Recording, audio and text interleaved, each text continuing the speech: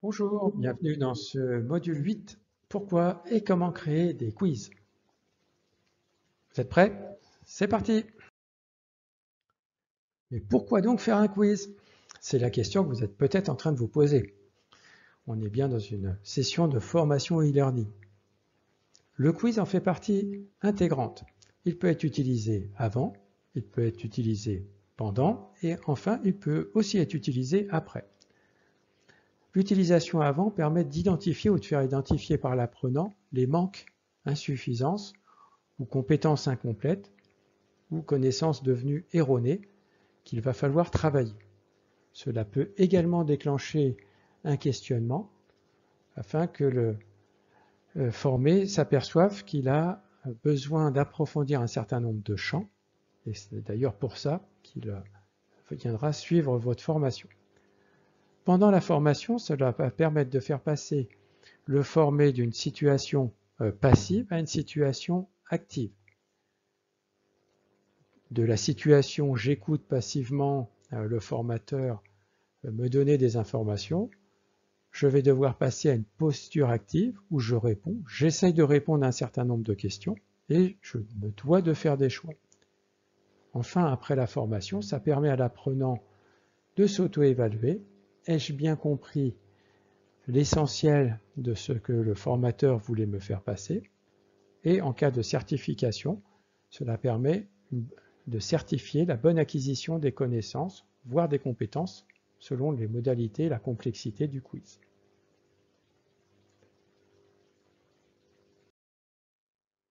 Alors, les quiz peuvent être réalisés de la forme la plus simple pour tester des savoirs, éventuellement des savoir-faire relatés ou des savoir-être, là encore, relatés. Le questionnement peut être fondé sur des questions simples, grossièrement le qui, que, quoi, quand, où, combien, comment, pourquoi, avec des réponses simples, à des formes beaucoup plus complexes, avec une question complexe et des réponses développées, les formes intermédiaires étant possibles. Nous allons les illustrer avec quelques diapositives. Donc un exemple de question simple à réponse simple. On pose la question de quel est le nerf qui est mis en tension lors de la réalisation d'un test et le formé va devoir se positionner sur quel est le nerf en question qui est testé et selon les réponses sur lesquelles il va cliquer, il va avoir voilà, un encouragement positif, négatif. On peut concevoir des quiz avec éventuellement des sifflets ou des applaudissements si le sujet réalise et clique sur la bonne réponse. N'en arrivons pas là, le rouge-vert est assez classique. Question simple, cette fois-ci, mais réponse complexe. Donc, il s'agit de l'ULNT 1 pour les intimes, donc un des tests de mise en tension du système nerveux du membre supérieur, et avec l'enchaînement de ces manœuvres, voilà, le sujet va se déterminer pour trouver la bonne réponse. Évidemment, il n'y a qu'une seule bonne réponse dans ce cas précis. On peut également tester des situations cliniques.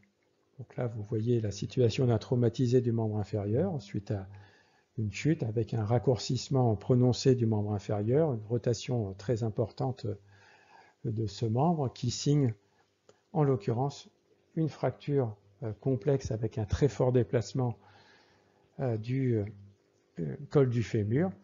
Donc 3 des réponses sont fausses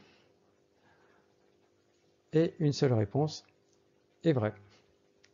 Donc il s'agit ici d'un Garden 3 qui illustre cette photographie.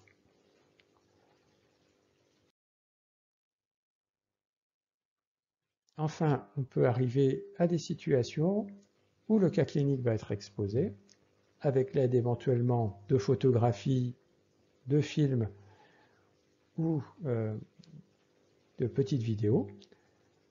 Et à partir de là, vous allez pouvoir interroger le sujet sur une orientation.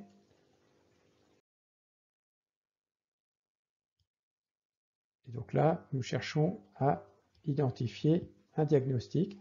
J'imagine que les kinésithérapeutes auront cette possibilité-là.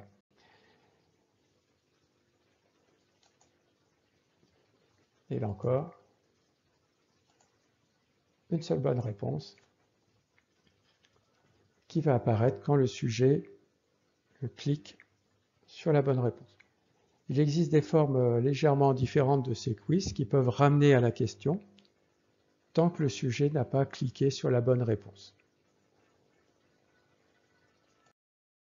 Voilà, pour constituer ces quiz, je vous invite à consulter 2 tutoriels sur YouTube qui montrent de manière très simple comment constituer des quiz avec des bonnes réponses, et éventuellement des quiz particuliers où quand le sujet clique sur la mauvaise réponse, il est réinvité à se poser la question et doit de nouveau tenter de répondre.